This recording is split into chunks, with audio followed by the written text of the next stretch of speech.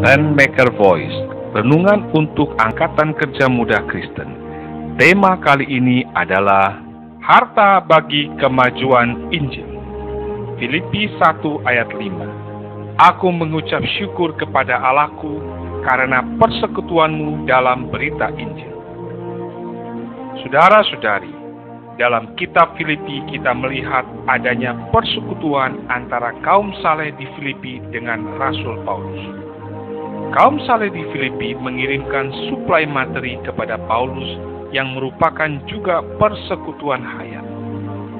Pikiran dan perasaan kaum saleh bertumbuh kembali terhadap Paulus setelah sejangka waktu pikiran mereka terhadap Paulus mati.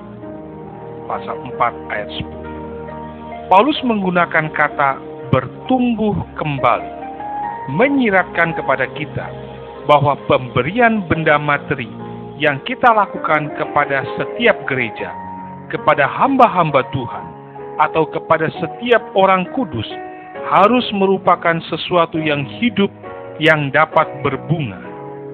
Persembahan harta dari kaum beriman ini menghasilkan kemajuan Injil, pasal 1 ayat 5, dan keuntungan bagi pemberi, pasal 4 ayat 17.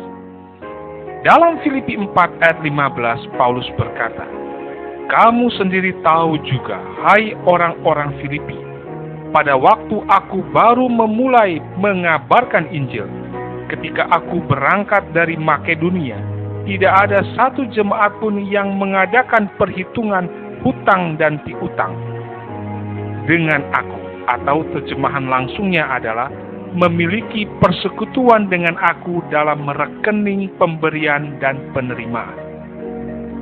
Ini menunjukkan bahwa pemberian materi dari kaum beriman kepada Rasul membukakan rekening surgawi antara mereka dengan Rasul, yang akhirnya membawa keuntungan bagi kaum beriman di Filipi. Dalam rekening ini ada sisi memberi dan sisi menerima. Mereka mengirimkan pemberian kepada Paulus, sedangkan mereka juga menerima balasan dari Allah. Ketika kaum beriman memberikan kurban persembahan atas nama Allah bagi pergerakan Allah, maka Allah pasti akan membalas kita. Allah tidak mungkin berhutang apapun kepada kaum beriman.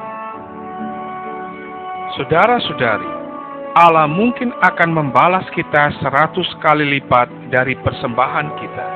Namun jika kita membuka rekening semacam ini dengan tujuan untuk memperkaya diri sendiri, balasan Allah mungkin tidak diberikan kepada kita pada zaman ini.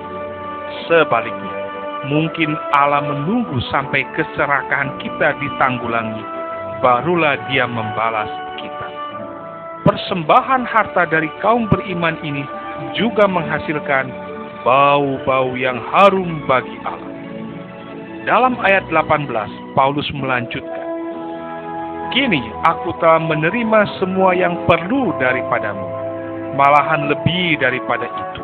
Aku berkelimpahan, karena aku telah menerima kirimanmu dari Epafroditus, suatu persembahan yang harum, suatu korban yang disukai dan yang berkenan kepada Allah."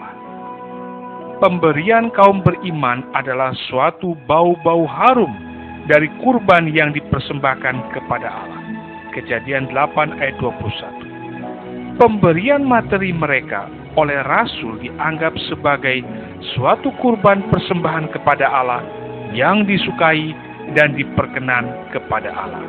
Ibrani 13 ayat 16. Demikianlah renungan kita hari ini.